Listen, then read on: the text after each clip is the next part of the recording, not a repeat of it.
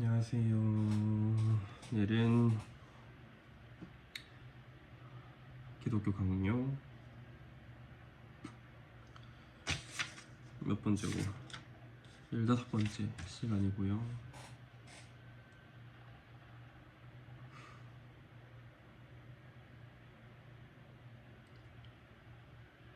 의미가 있겠죠?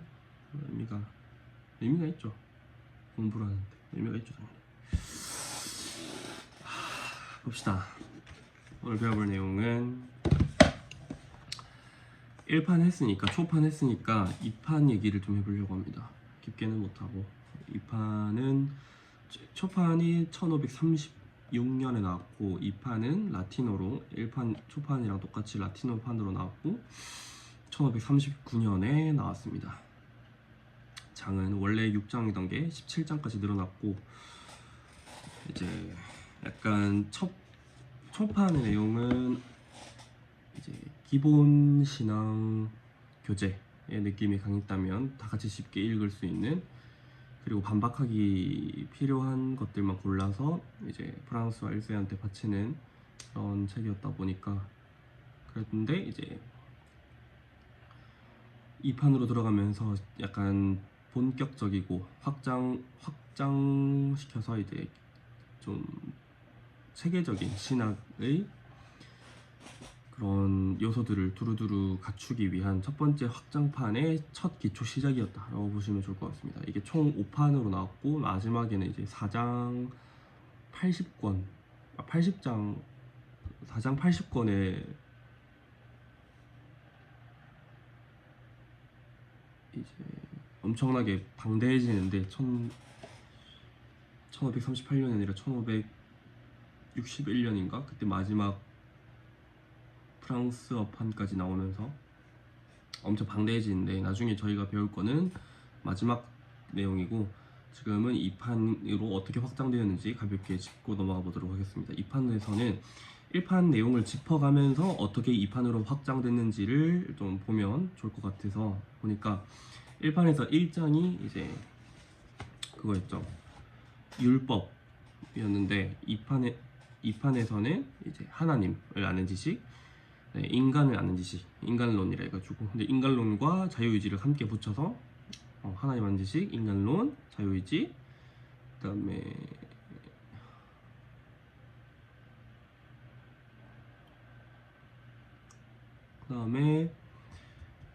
율법, 이렇게 총 3개로 나뉘어졌고, 2장에서는 원래 이제 믿음과 사도신경이었죠. 근데 이제 믿음, 회개, 칭의, 그 다음에 사도신경, 이렇게 총 4개로 또 확장이 되고, 여기서 잠깐 짚고 넘어가야 될 거는, 칼빈이 본 믿음과 회개와 칭의는 이제 회개가 먼저 일어나고 칭의를 받는다는 게 아니라, 오직 모든 것은 믿음 안에서, 그리스도 안에서 그리스도를 믿는, 성령 안에서 그리스도를 믿는 믿음으로 말미암아 회개도 이루어지게 되고, 자연스럽게 칭의도 허락받는다, 전적으로 은혜를 받는다. 나의 주요 관전 포인트는 이제 나의 공로가 아닌 전적 은혜다라는 것이 관전 포인트입니다. 그리고 3장에서는 주기도문, 바른 기도였죠. 바른 기도는 그대로 유지를 합니다. 바른 기도 유지하고, 기도랑 주기도문 해설을 그대로 유지하면서 한 장으로 가져가고, 4장, 네 번째 장, 원래 1초판에서의 네 번째 장은 성례의 개론, 그 다음에 세례, 성찬이었죠. 근데 그 부분은 각각 하나씩 또 나눠주면 됩니다. 성례가 무엇인지 개념, 개론, 그 다음에 세례, 성찬, 이렇게 또 3장으로 나눠지고, 그럼 지금까지 이제 3, 4, 1, 3이었죠. 그래서 8에 12에 12장이 나왔고, 그 다음에 7성사 비판, 로마 가톨릭 성사 비판했던 거는 또 그대로 가져갑니다. 근데 중요한 거는 이제 6장에서 어떻게 바뀌었냐면, 6장에서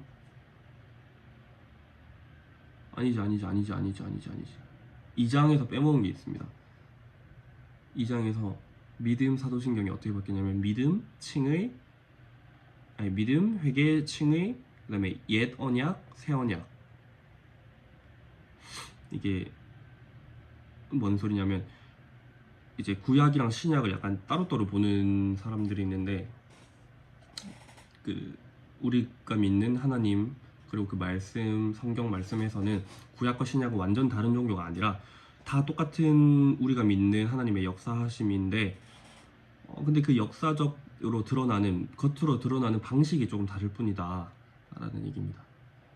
옛 언약, 새 언약, 새로 얻은 우리가 언약이 있고 옛 언약 그때의 구약에서의 그 하나님의 말씀도 하나님의 말씀이 맞다 이렇게 같이 보는 거고 그다음에 예정 섭리 그쵸 사도신경이 아니라 믿음 회개 칭의 옛 언약 새 언약 그 다음에 예정 섭리가 딱 하나로 또 들어가는데 예정 섭리는 뭐냐 간단하게 말하자면 예정론은 이제 하나님께서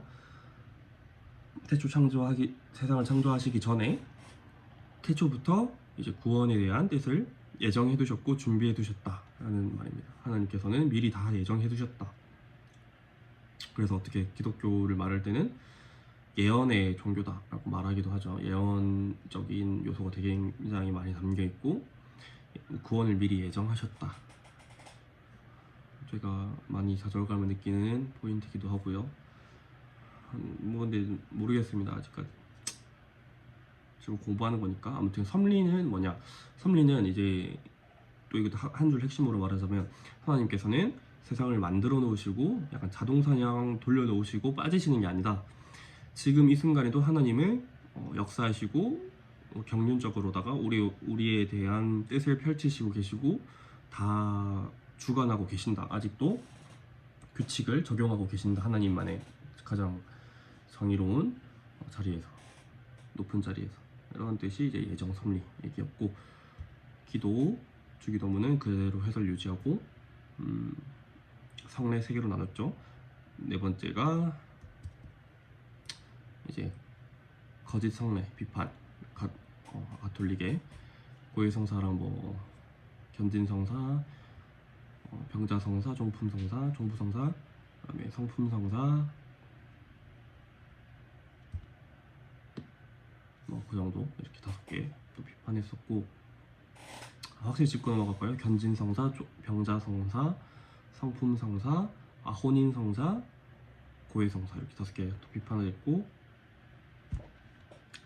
6장에서 중요한 게 6장에서는 원래 교회, 국가, 그리스도인의 자유, 교회, 국가 이렇게 총 3개의 미니멀한 장을 이제 약간 기본적인 내용들을 담았다면 2판에서는 좀 더 체계적으로 확장해서 각각 하나로 담습니다. 그리스도인의 자유, 이제 양심의 자유였죠.